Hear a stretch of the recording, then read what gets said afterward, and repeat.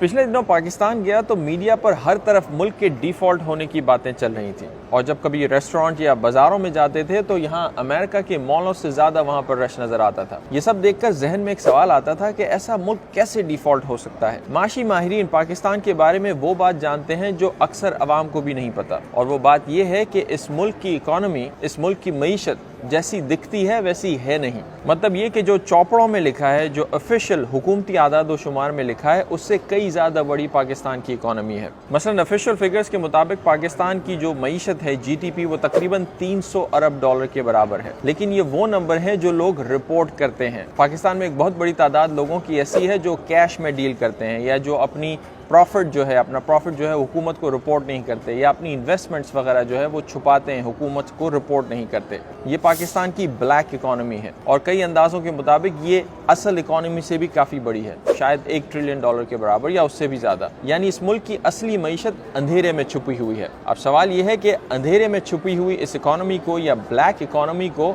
उजाले में कैसे लाया जाए। मेरी नज़र में सिर्फ 2 सिंपल स्टेप्स लेने हैं। स्टेप नंबर 1, ये जितने भी हुकूमती इदारे हैं जो टैक्स वसूली करते हैं, मुख्तलिफ़ किस्म की ड्यूटीज़ कलेक्ट करते हैं, मुख्तलिफ़ किस्म की फ़ीस लगाते हैं, जिनसे परमिशन लिए बगैर अपना पैसा लोग इन्वेस्ट नहीं कर सकते, इन तमाम इदारों को आज के आज बंद कर दिया जाए।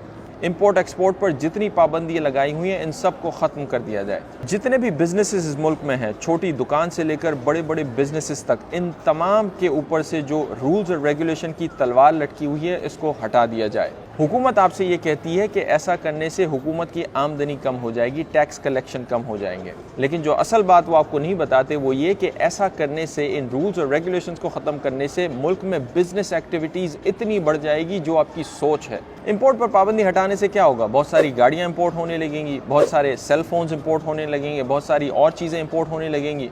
तो होने दो भाई, लोग अपने पैसों से खरीदते हैं ना। और एक बात जो लोग नहीं समझ पाते या लोगों को समझाई नहीं जाती कि हर चीज़ के इंपोर्ट होने से किसी न किसी की जॉब, किसी न किसी का रोज़गार जुड़ा हुआ है। ये गाड़ियाँ जो लोग इंपोर्ट करते हैं, ये सेल फोन जो लोग इंपोर्ट करते हैं, वो एकदम से खुद ब खुद तो इंपोर्ट नहीं हो जाते ना। बहुत सारे लोग इससे एसोसिएटेड हैं, बहुत बड़ी इकोनॉमी इससे एसोसिएटेड है। आप सोचें कि कितनी नौकरियां, प्राइवेट सेक्टर की जॉब्स पाकिस्तान में क्रिएट होंगी सिर्फ इस एक अमल को करने से। जब आवाम को टैक्स, ड्यूटीज़ और ये फ़ीस देने की टेंशन नहीं होगी, जब किसी सरकारी अफसर से आपको अपना पैसा इन्वेस्ट करने के लिए आशीर्वाद नहीं लेना होगा, और ये सारी टेंशनें आवाम के ऊपर से ख़त्म हो जाएंगी, तो कौन बेवकूफ़ अपना पैसा लेकर अपने घर में बैठा रहेगा? लोग 2 पैसे कमाना चाहेंगे, वो इन्वेस्ट करना चाहेंगे, अपने ही मुल्क में इन्वेस्ट करना चाहेंगे, क्यों नहीं करेंगे? जब इतने मुश्किल हालात में इन्वेस्ट करते हैं तो रूल्स और रेगुलेशंस ख़त्म होने के बाद कितनी इन्वेस्टमेंट करेंगे, आप खुद सोचें। अब मुझे ही देख लें, बीचों बीच इस मॉल के फ्लोर पर बैठकर कैमरे के सामने बात कर रहा हूँ, क्योंकि मुझे किसी को जवाब नहीं देना। लेकिन यही आइडिया अगर मैं किसी टीवी चैनल के लिए काम कर रहा होता, तो जब तक 4-5 लोग इसे अप्रूव नहीं करते और उन्हें आइडिया जब तक पसंद नहीं आता, तब तक ये काम नहीं हो पाता। मैं भी चांद नवाब बनकर रह जाता। वैसे चांद नवाब बड़े टैलेंटेड इंसान है, बस रूल्स और रेगुलेशन और पाबंदियों की वजह से एक बॉक्स में बंद होकर रह गए हैं। स्टेप नंबर 2, और शायद ये स्टेप पहले लेना चाहिए, या ये दोनों स्टेप्स एक साथ ही लिए जा सकते हैं, और वो ये है कि कराची से खैबर तक पाकिस्तान के हर शहर में जितनी भी क्रिमिनल ऑर्गेनाइजेशंस हैं, जितनी भी दहशतगर्द तंजीमें हैं, जितनी भी सियासी मजहबी जमातें हैं जो किसी भी वक्त पूरे मुल्क को यरगमाल बना लेती हैं अपने फ़ायदे की खातिर, इन सब को ऊपर से नीचे तक ऐसा बम्बू दिया जाए कि अगले 20 साल तक मुल्क का अमन ख़राब करने के बारे में वो सोचे ही ना। किसी भी मुल्क में खुशहाली तब तक नहीं आ सकती जब तक वहाँ पर मुकम्मल तौर पर अमन कायम ना कर दिया जाए।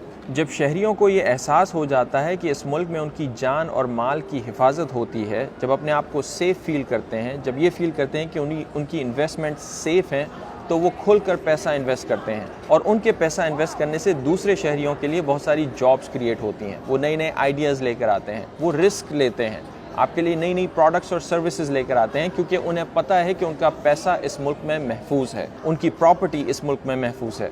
वो ऐसे मुल्क को अपना मुल्क समझते हैं, क्योंकि ये मुल्क इनकी इन्वेस्टमेंट को प्रोटेक्ट कर रहा होता है। और जब तक ये 2 स्टेप्स नहीं लिए जाएंगे, तब तक आप तरक्की के सिर्फ ख्वाब ही देख सकते हैं। और जब तक आप ये ख्वाब देख रहे हैं, तब तक आप मेरी वेबसाइट aftabborka.us पे चेक कर सकते हैं, और मुझसे चाहें तो 1-on-1 वीडियो चैट भी कर सकते हैं। That's it. See you next time. बैठे बैठे तशरीफ सुन हो गई।